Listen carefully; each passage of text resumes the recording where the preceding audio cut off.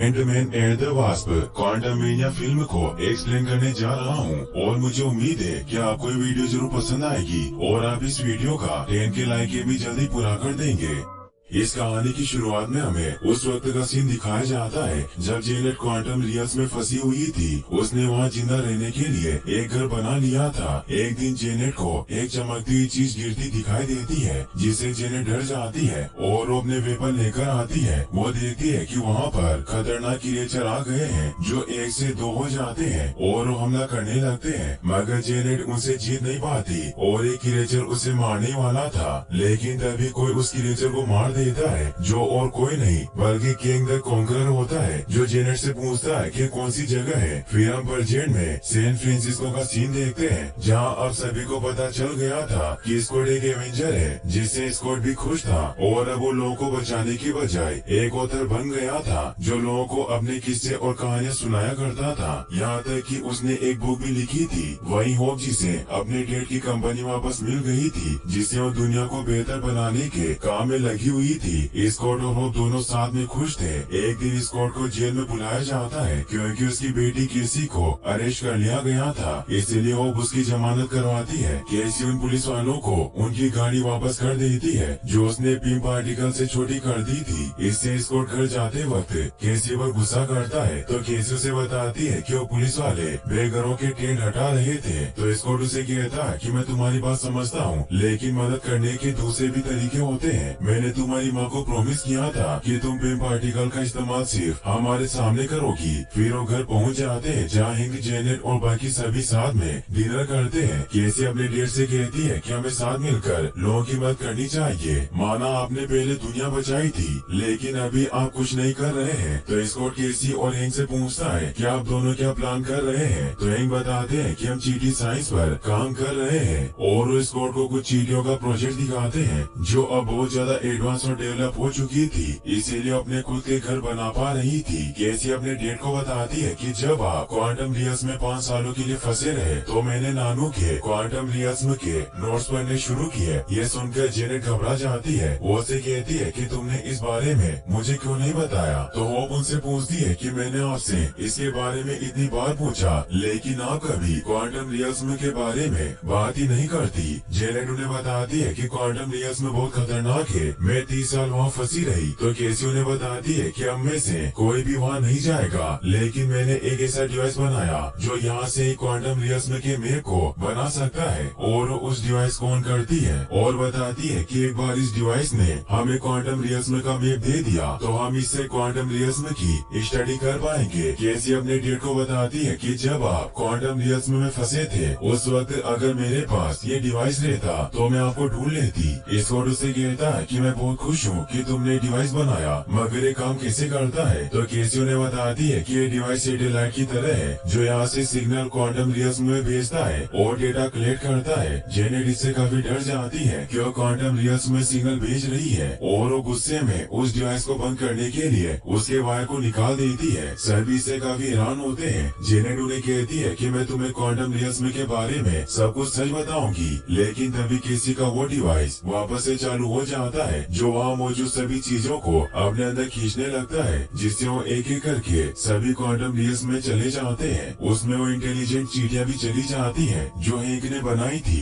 Janet अपना suit पहनकर अपने मॉम डेड को बचा लेती है। स्कॉट भी केसी को बचाने के लिए उसकी तरफ जाता है, मगर वो पत्थरों से टकराने वाले थे, इसीलिए वो सूट पहनकर अपना साइज बढ़ा करके अपनी बेटी को बचा लेता है। मगर वो दोनों देखते हैं कि क्वांटम रियल्स में एक बहुत ही बड़ी और खूबसूरत जगह है। वही होप की जब आँख खुलती है तो उसे अपने डेड मिल जाते हैं, लेकिन उसे जेनेट कहीं नहीं दिखाई देती। वो उन्हें आवाज लगाती है, तभी वहाँ एक शिप आने लगता है, लेकिन तभी जेनेट वहाँ आकर उन दोनों को एक पेड़ के पीछे छिपा लेती है, जिससे वह शिप उन्हें नहीं ढूंढ पाता और आगे निकल जाता है। जेनेट उन दोनों से कहती है कि हमें स्कॉट और केसी को ढूंढकर जल्दी यहाँ से निकलना होगा। वही स्कॉट होप से कांटेक्ट करने की कोशिश करता है, मगर उसका कोई कांटेक्ट नहीं हो पाता। तभी केसी देखती है कि सूरज उनकी तरफ बढ़ रहा है जो कि असल में एक क्रिएचर होता है। स्कॉट केसी को बचाने के लिए अपना साइज बड़ा करके उस क्रिएचर से लड़ने की कोशिश करता है और उसे पकड़कर दूर फेंक देता है, मगर तभी वहाँ जमीन से एक बहुत बड़ा क्रिएचर निकलता है जिससे बचकर वहाँ से भागने लगते हैं। लेकिन तभी क्वांटम रियलिज्म का एक प्राणी जोलम अपने साथियों के साथ वहाँ आकर अपने बड़े क्रिएचर को मार देता है। स्कॉट और केसी इससे बहुत हैरान होते हैं कि यहाँ क्वांटम रियलिज्म में भी लोग रहते हैं। जोलम और उसके साथी फ्रीडम फाइटर ग्रुप के मेंबर होते हैं, इसीलिए उन्हें पकड़कर अपने साथियों के पास ले जाते हैं। वहीं होप और हैंक जेनेट से सवाल पूछते हैं कि वो शिप किसका था और वो हमें क्यों ढूंढ रहा था।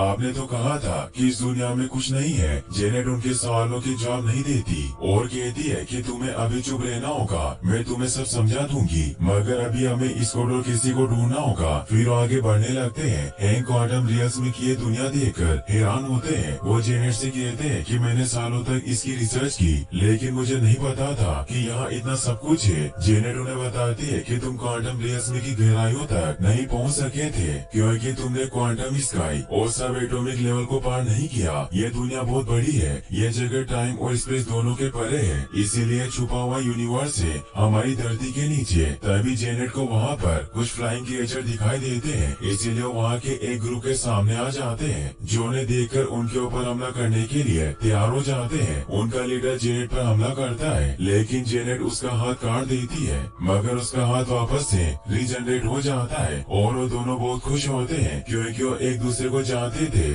और ये उन दोनों का हाई हेलो करने का तरीका था। अब वो लीडर उन्हें एक फ्लाइंग क्रिएचर और उन्हें कुछ कपड़े देता है ताकि इन कपड़ों में वो तीनों यहाँ के आम लोग की तरह लगे। हैंक जेनेट से पूछते हैं कि हम इस चीज से कहाँ जा रहे हैं, तो जेनेट बताती है कि हम एक दोस्त से मिलने जाएंगे जो यही आसपास है और वो हमारी स्कॉट और केसी को ढूंढने में मदद करेगा। वही स्कॉट को उन फ्रीडम फाइटर लोगों की बातें समझ नहीं आ रही थी, इसीलिए वो केसी और स्कॉट को एक रेड लिक्विड पिलाते हैं जिन्हें वो लोग फूस कहते थे, जिससे स्कॉट उन सभी लोगों की बातें समझ पा रहा था। वेब नाम का प्राणी स्कॉट को बताता है कि तुमने जो अभी लिक्विड पिया वो मेरा ही द्रव था। तभी वहाँ क्वाज आ जाता है जो भी फ्रीडम फाइटर्स का ही मेंबर था और उसके पास टेलीपैथिक पावर थी जिसकी मदद से वो किसी का भी दिमाग पढ़ सकता था।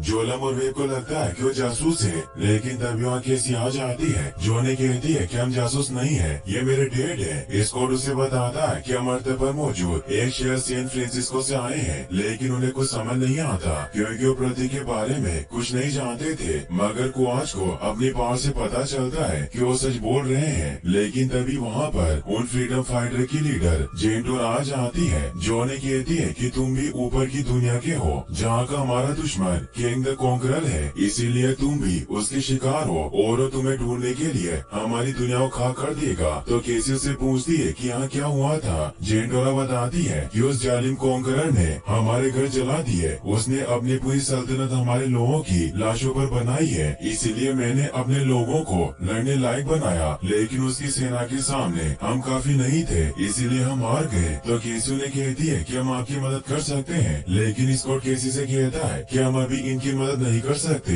हमें जेनेट और बाकी सभी को ढूंढना होगा। जेनेट का नाम सुनकर जेंटोरा हैरान हो जाती है, वो उसे कहती है कि उसे यहाँ नहीं होना चाहिए था। वहीं हम होप, जेनेट और हैंक को देखते हैं जो उस क्रिएचर पर सवार होकर जेनेट के दोस्त से मिलने के लिए क्वांटम रियलिज्म की एक सिटी में पहुँच जाते हैं, जहाँ होप और हैंक को अजीब अजीब प्राणी दिखाई देते हैं। फिर जेनेट उन्हें एक सीक्रेट जगह पर लेकर जाती है जहाँ एक बार था, वो उन दोनों को पूछ पिलाती है, जिससे अब होप और हैंक भी वहाँ के लोगों की बात समझने लगते हैं। तभी वहाँ क्राइलर भी अपना शिप लेकर आ जाता है जो जेनेट का दोस्त था और अब वो क्वांटम रियलिज्म के एक शहर एक्सिया का गवर्नर बन चुका था। जेनेट हैंक और होप को बताती है कि मैं और क्राइलर फ्रीडम ग्रुप में थे और हमने कांग के खिलाफ विद्रोह किया क्योंकि उसने काफी लोगों के घर उजाड़े थे। जेनेट क्राइलर से कहती है कि हमें तुम्हारी मदद चाहिए, हम अपने दोस्तों को ढूंढ रहे हैं। तभी वहाँ कांग के सैनिक आने लगते हैं। ये देखकर जेनेट समझ जाती है कि क्राइलर भी गैंग के साथ साथ मिल गया है। क्राइलर उन तीनों कहता है कि तुम सभी को गैंग के पास चलना होगा और तुम्हारे दो साथियों को भी गैंग जल्दी पकड़ लेगा, क्योंकि उसने उसके सबसे खतरनाक हथियार मोडो को उन्हें पकड़ने भेजा है, जो ना तो मशीन है ना ही इंसान। जेनेट क्राइलर से कहती है कि तुम पहले ऐसे नहीं थे, तो क्राइलर कहता है कि गैंग सबको मना ही लेता है, इसलिए अब हम सभी को उसके पास चलना चाहिए। लेकिन तभी होप उन सभी पर हमला कर देती है, जिसमें जेनेट भी उसकी मदद करती है। हैंक भी शूटर से उन्हें मारने लग जाते हैं और अब वो एक एक करके सभी को खत्म कर देते हैं। हैंक एक क्रिएचर को बढ़ा कर देते हैं और वो अब शिप लेकर वहाँ से निकल जाते हैं। वहीं जेंटोरा स्कॉट और केसी को बताती है कि तुम दोनों को यहाँ से जल्दी निकलना होगा, क्योंकि अगर तुम जेनेट को ढूंढ रहे हो तो केंग तुम्हें ढूंढ रहा होगा। तभी वो देखते हैं कि केंग के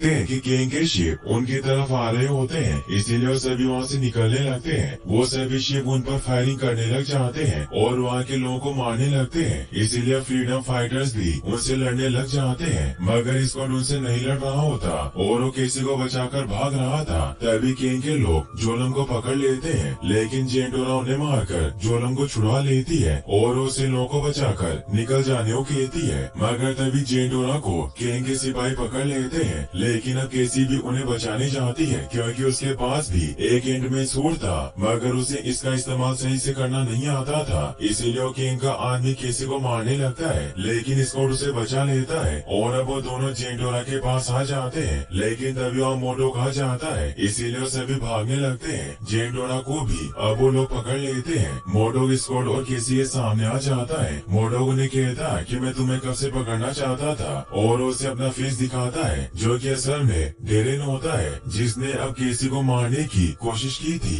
तो स्कॉट ने उसे यहाँ क्वांटम फील्ड में भेज दिया था।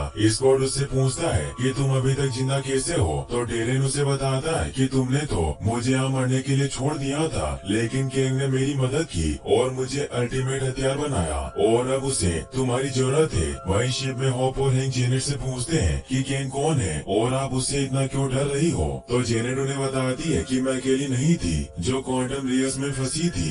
एक दिन मेरे पास केंग का शिप क्रैश हुआ। उसने मुझे बताया कि वो ट्रेवलर है जो दूसरी दुनिया से यहाँ आया है, इसीलिए मैंने उसकी मदद की। उसने मुझे बताया कि उसके पास एक शिप है जिसे मल्टीवर्स यानी दूसरे आयामों में ट्रेवल किया जा सकता है। मुझे पहले इस बात पर यकीन नहीं हुआ, मगर वो सच कह रहा था। लेकिन वो शिप खराब हो चुका था, उसका कोर डैमेज हो गया था। उसने मुझे कहा कि अगर ये शिप सही हो गया तो हम अपने अपने घर वापस जा सकते थे। इसीलिए हम दोनों उस शिप के एनर्जी कोर को रिचार्ज करने के काम पर लग गए, और सालों की कोशिश के बाद हमने उस एनर्जी कोर को पहले की तरह ही बना दिया। मगर वो शिप न्यूरोकाइनेटिक होने की वजह से केंग से जुड़ा हुआ था, इसीलिए जब मैंने उस शिप को छुआ तो मैंने उसका दिमाग पढ़ा, जिसमें मैंने देखा कि उसने बहुत पाप किए थे, लाखों मासूमों को मारा, उनके घर बर्बाद कर दिए, समय रेखा से छेड़छाड़ की और लाखों लोगों का अस्तित्व खत्म कर दिया। जिससे मुझे पता चला कि वो यहाँ भटक कर नहीं पहुँचा था, बल्कि उसे उसकी दुनिया से बेदखल करके क्वांटम रियर्स में भेज दिया था, ताकि वो हमेशा के लिए कैद हो जाए। इसीलिए उसका शिप खराब था, मगर मैंने उसका शिप सही कर दिया था, और मेरी वजह से लाखों लोगों की जिंदगी खतरे में थी। केंग ने मुझसे कहा कि वक्त उसकी मुट्ठी में है और वो मुझे यहाँ से बाहर वापस अपने घर भेज देगा, लेकिन मुझे लाखों लोगों की जिंदगियों के बदले ये मंजूर नहीं था। इसीलिए मैंने उस एनर्जी कोर को वापस निकाल लिया। केंग ने मुझे रोकने की कोशिश की और वो बहुत ताकतवर था, इसीलिए मैंने उस कोर को रिंग की मदद से बहुत बड़ा कर दिया, लेकिन इससे केंग को और ज्यादा पावर मिली। मगर हम दोनों हमेशा हमेशा के लिए यही फंस गए। लेकिन उसने इस बात का भी फायदा उठाया और यहाँ क्वांटम रियर्स में के लोगों को भी मारना शुरू किया और अपना एक साम्राज्य बनाया, क्योंकि उसके पास बहुत एडवांस टेक्नोलॉजी और हथियार थे जिनका मुकाबला कोई नहीं कर सकता था। इसीलिए मैं सालों तक उसके खिलाफ लड़ी, जीतती रही। फिर हैंक ने मुझे बचा लिया, लेकिन मैंने ठीक नहीं किया, क्योंकि मैंने यहाँ एक शैतान को खुला छोड़ दिया था। हैंक उसे कहते हैं कि तुमने ये सब जानबूझकर नहीं किया। जेनेट बताती है कि मैं सब भूलना चाहती थी, इसीलिए मैंने तुम्हें इस बारे में कुछ नहीं बताया। होप अपनी मोम से कहती है कि पहले आप अकेली थी, अब हम साथ हैं, इसीलिए हम उसे मिलकर रोकेंगे।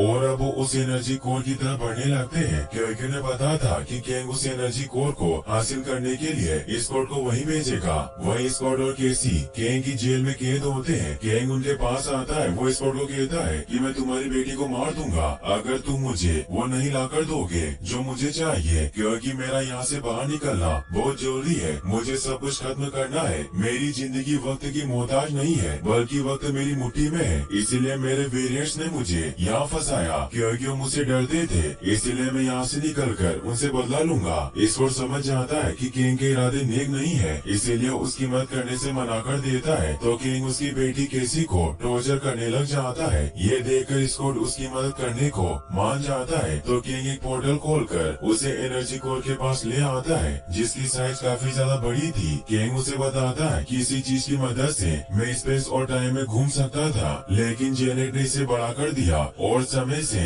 इसका कंट्रोल हटा दिया। मोडोक स्कॉट को बताता है कि तुम्हें इस एनर्जी कोर को छोटा करने के लिए इसके सेंटर में जाना होगा, लेकिन ये काम तुम्हें बहुत जल्दी करना है, क्योंकि तुम जितनी देर अंदर रहोगे तुम्हें उतने ही भ्रम होंगे। फिर अपनी बेटी से मिलकर जल्दी से अंदर चला जाता है और छोटा होकर उस एनर्जी कोर तक पहुंच जाता है, मगर तभी उसके दो रूप बन जाते हैं, क्योंकि वो संभावनाओं के बाउंडर में फंस चुका था। इसीलिए उसके एक से अनेक रूप बनने लगते हैं, जो संभावनाएं उसने अभी तक जी थी, क्योंकि इसमें उसकी बास्केट रॉबिन्सन वाली संभावना भी होती है। जब वो वहाँ पर नौकरी करता था, वो सभी उस कोर को पाने के लिए आगे बढ़ते हैं, लेकिन एक एक करके सभी मारे जाते हैं। वहीं वो को भी इस कोर के सिग्नल मिलने लगते हैं, इसीलिए वो भी उसके पास जाने लगती है, मगर उसकी भी वहाँ संभावनाएं क्रिएट होने लगती है। जेनेट उसे कहती है कि तुम्हें उन सभी पर ध्यान नहीं देना चाहिए, वो तुम्हारी संभावनाएं हैं। वही स्कॉट अपनी सभी संभावनाओं में घिर जाता है, मगर तभी केसी उससे बात करती है। वो उसका हौसला बनाती है कि आपको मेरे लिए वापस आना होगा, इसीलिए अब उसकी सभी संभावनाएं भी स्कॉट को ऊपर जाने में मदद करती है। मोडो को कुछ समझ नहीं आता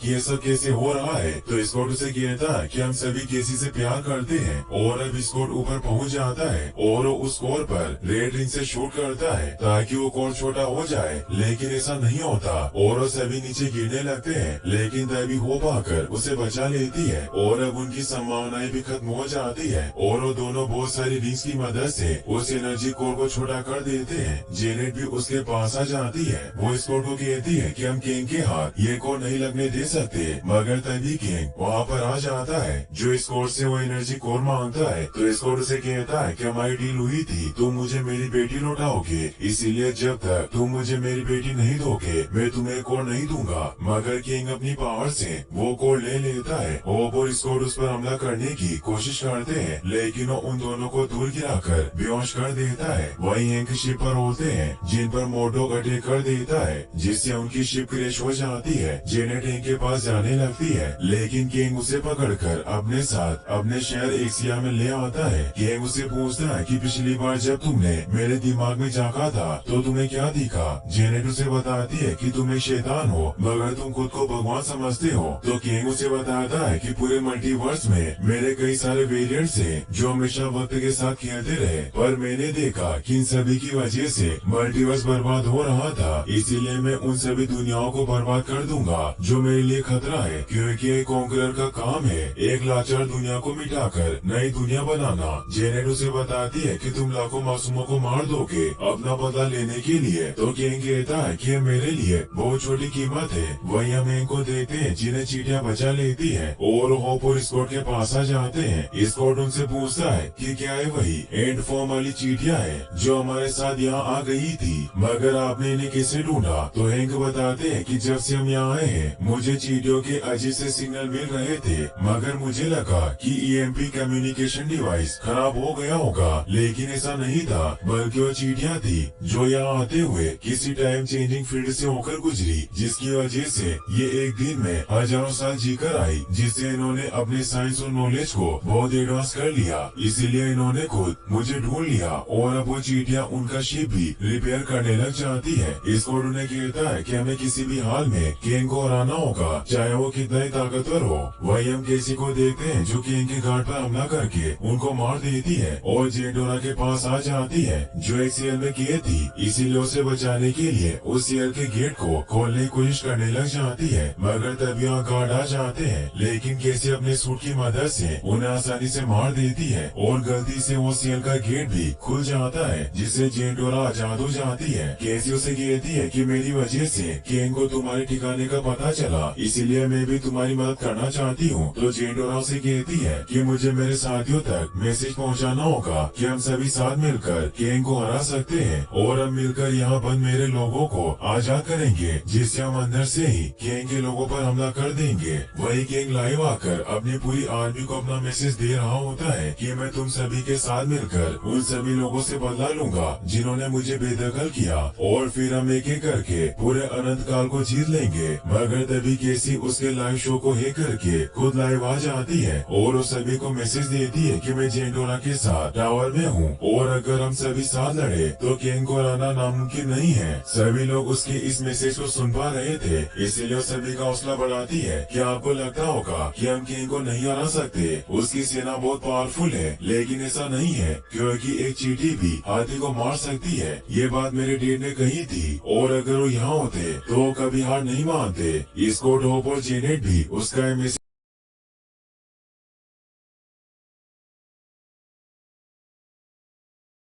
और ने उसकी लोकेशन का पता चल जाता है, इसीलिए वहाँ जाने के लिए निकल जाते हैं। वहीं केंग इससे गुस्सा होकर मोडो को केसी को मारने भेजता है। केसी जेंडोरा के साथ मिलकर उसके साथियों को आजाद करवा रही होती है, तभी वहाँ मोडो आ जाता है, इसीलिए केसी उसका ध्यान भटकाने के लिए बाहर चली जाती है, मगर मोडो भी उसका पीछा करने लग जाता है। वहीं अब केंग भी उस एनर्जी कोर की मदद से अपनी टाइम ट्रेवल शिप को एक्टिवेट करने लग जाता है ताकि वहाँ से निकल सके, लेकिन तभी एंडमैन अपने बहुत बड़े अवतार में वहाँ पर आ जाता है और सब कुछ बर्बाद करने लगता है। लेकिन केंग अपने बहुत सारे शिप से उन पर हमला करवाने लग जाता है। होप उन्हें रोकने की कोशिश करती है, लेकिन वो बहुत सारे थे, इसीलिए वो दोनों उन्हें रोक नहीं पा रहे थे। लेकिन तभी वहाँ जेंडोरा के साथ ही आ जाते हैं, जो भी केंग के लोगों को मारने लगते हैं। ये देखकर केंग अपने शिप को एक्टिवेट करने लग जाता है। ये देखकर स्कॉट उसे रोकने के लिए आगे बढ़ता है। वो एक बिल्डिंग से खुद को प्रोटेक्ट करता है और वो केंग की प्रोटेक्टिव शील्ड को तोड़ने की कोशिश करता है, मगर ऐसा नहीं कर पाता और दूर गिर जाता है। केसी भी ये सब देख लेती है और अपने डेट को बचाने जाने लगती है, लेकिन तभी मोडोक उसका रास्ता रोक लेता है। ये देखकर केसी अपना साइज बढ़ाकर लेती है और मोडोक को बहुत बुरी तरीके से मारती है। डेरेन केसी को कहता है कि मैं चंपू हूँ, मुझे कुछ समझ नहीं आता कि मैं क्या करूँ। तो केसी उसे कहती है कि तुम हमारा साथ दे सकते हो, क्योंकि अगर सुबह का भूला शाम को घर आ सकता है। ये कहकर अपने डेट की तरफ बढ़ने लगती है और स्कॉट से कहती है कि हमें किसी भी तरह केंग को रोकना है, इसीलिए वो जोर से स्कॉट को उस शिप की तरफ फेंकती है और स्कॉट अपना साइज बड़ा करके उस शिप की एक रिंग को तोड़ देता है, जिससे वो शिप टूटकर बंद हो जाती है। अब केसी भी अपने डेट के पास पहुंच जाती है और वो दोनों एक दूसरे से मिलकर बहुत खुश होते हैं। केंग देखता है कि उसका एनर्जी कोर बंद हो चुका है, तो वो गुस्से में जेंडोरा के सभी लोगों को मारने लग जाता है। जेंडोरा केंग पर वार करती है, लेकिन उसके वार को रोक लेता है। जोलम उस पर अपनी एनर्जी प्रोजेक्शन पावर से वार करता है, लेकिन केंग उसे उसकी पावर से मार देता है। इससे अब जेंडोरा के लोग हार मान लेते हैं और वो सभी वहाँ से भागने लगते हैं। होप, स्कॉट और केसी केंग के सामने आ जाते हैं और उस पर हमला करने लगते हैं, लेकिन केंग बहुत पावरफुल था, इसीलिए उन तीनों के हमले से भी उसे कुछ नहीं होता। केंग उन सभी से कहता है कि तुम जैसे बहुत से एवेंजर को मैंने मार दिया है, इसीलिए तुम मुझे हरा नहीं सकते, तुम लोग चींटियों से खेलते हो। तभी वहाँ हैंक अपनी चींटियों की पूरी आर्मी लेकर आ जाते हैं, जिनकी संख्या बहुत ज्यादा थी, इसीलिए वो बहुत आसानी से केंग के लोगों को मारने लग जाती है। केंग खुद को एक शील्ड से प्रोटेक्ट कर लेता है, जिसे चींटियां तोड़ नहीं पा रही थी, मगर तभी टेरेन आकर उस शील्ड को तोड़ देता है, क्योंकि अब उसे एहसास हो गया था कि वो केंग का साथ देकर गलत कर रहा है। अब वो चींटियां केंग को बुरी तरीके से मारने लग जाती है। टेरेन की हालत अब काफी खराब हो चुकी थी। वो केसी से कहता है कि मैंने तुम्हारे कहने पर बुराई छोड़ दी। वो स्कॉट से कहता है कि मैंने तुम्हें हमेशा अपना भाई माना।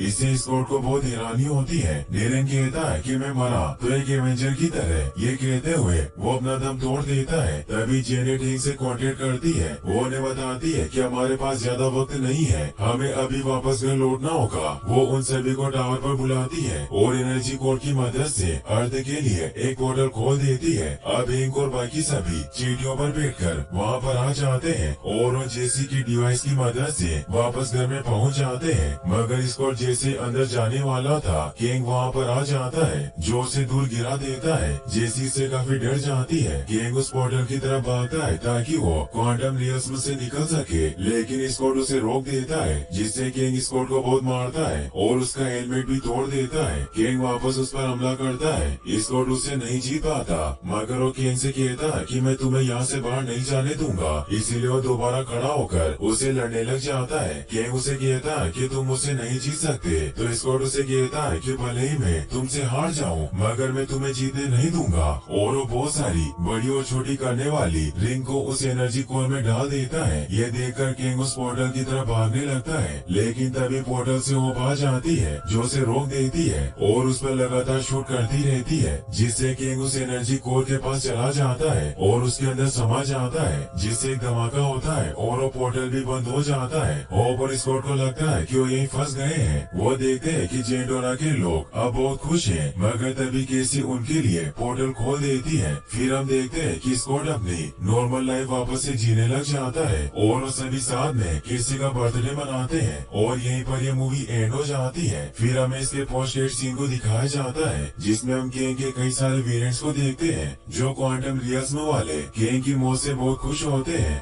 और अपने मल्टीवर्स विद्रोह की योजना बनाने लगते हैं। फिर हम इसके एंड क्रेडिट सीन में लोकी और मोबियस को देखते हैं जो 1920 के टाइम के एक गैंग वेरिएंट को देखते हैं जिसका नाम विक्टर टाइमली